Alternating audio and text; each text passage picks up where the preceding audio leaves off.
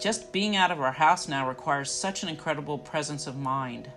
And that can be really fatiguing, to always be thinking about, am I being as safe as I possibly can?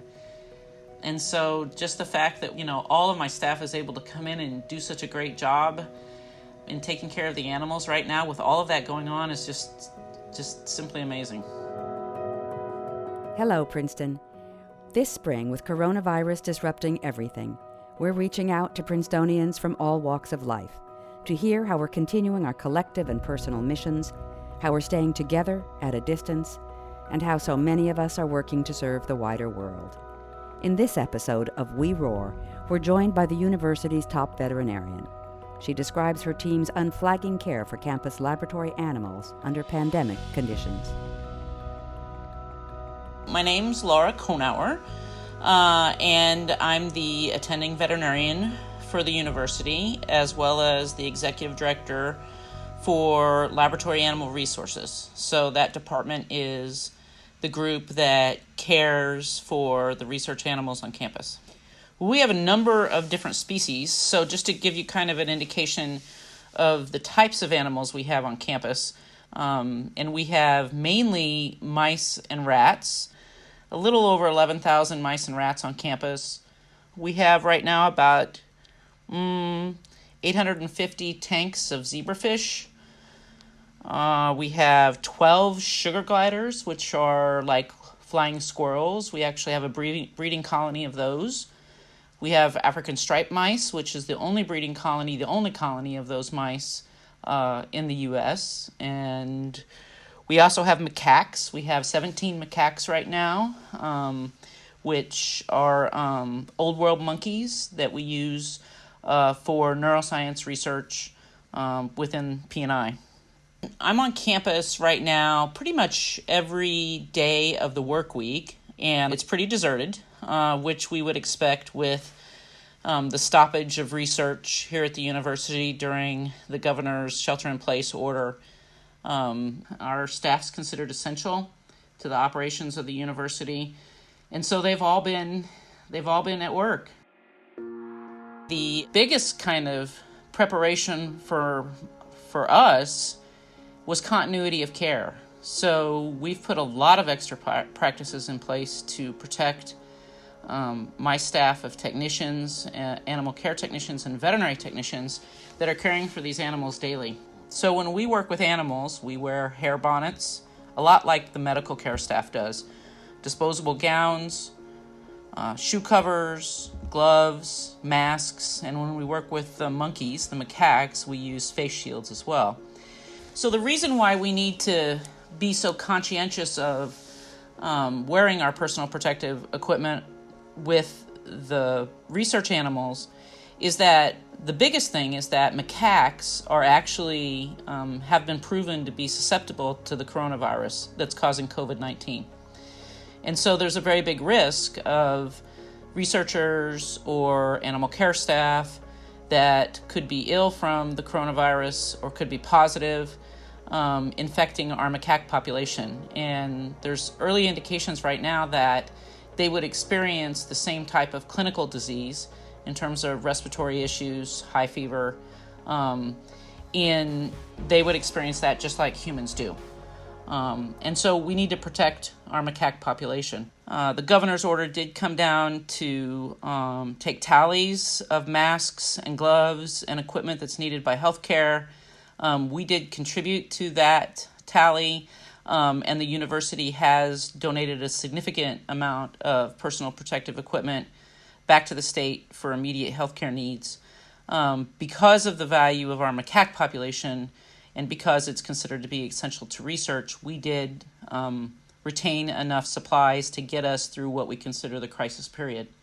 And additionally, we do know for a fact that mice and rats are not susceptible to coronavirus because they don't carry the receptor that the virus binds to. But we want to keep our the biosecurity is how we reference it, of our animal population healthy. And we want to keep them pretty much status quo. And, one of the things that you'll hear often in my business is that if you're, to value the life of a research animal, we need to have healthy animals and animals that aren't stressed in order to get good data from them. And so we take biosecurity very seriously, and rodents can be susceptible to certain bacterial organisms we carry on our skin, so we protect them as well. What we're finding in terms of research that's ongoing throughout the world right now for COVID-19 and the SARS-2 coronavirus is that non-human primates, or macaques, and a number of different species are actually proving to be pretty much the most essential animal model in terms of doing research on this coronavirus. Some of the early papers and studies that are coming out, one of the first studies in the Journal of Virology did confirm that macaques, baboons, and marmosets seem to all carry the receptor that this virus binds to. And additionally, another paper that came out in pre-publication form took macaques and infected them actually with the COVID-19 coronavirus, and they developed a respiratory syndrome, they recovered, and then they tried to infect them again, and they found that they were unable to do that. So that's great in terms of, from the perspective that for those individuals that have become infected with COVID-19, in all likelihood cannot become sick or reinfected again with this particular strain. There's thought that infection with the coronavirus that causes SARS provides some type of protective immunity against the coronavirus that causes COVID-19. And there's still a lot of work to be done. I read an article today that Tulane Regional Primate Center has infected macaques as well as African green monkeys with the coronavirus that causes COVID-19, and they're actually actively working on vaccines and treatments. So this is progressing really fast. I still think we're, months, probably over a year away from a vaccine, but I have to say the wheels of research are really turning on this.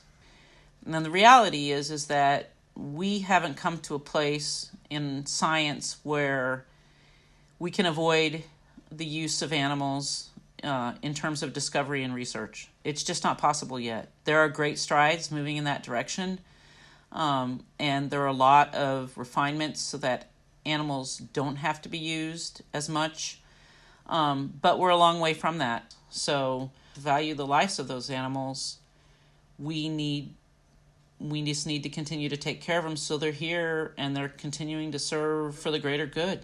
And I think COVID-19 is an example of that. If it were not for our abilities to do research in macaques, we would not be doing the research we're doing for vaccines and treatments.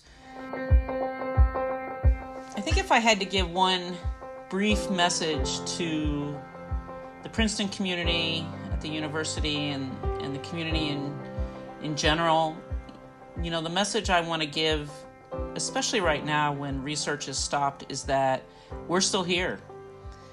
And yes, this pandemic is about COVID-19 and the crisis that all of us as humans are experiencing. But my group, we're still coming in and we're still keeping on. And we're here and we're doing what needs to be done. And I just want everybody to know that.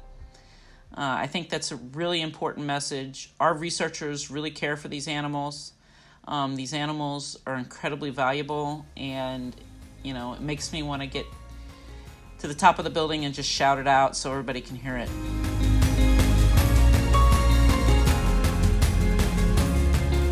This podcast is a production of the Princeton University Office of Communications. The opinions expressed herein represent the views of the individuals involved, not those of the university. Princeton podcasts are available on major distribution channels, including Spotify and the Apple and Google Podcast apps. If you have suggestions for future episodes or topics, please send them to podcasts@princeton.edu.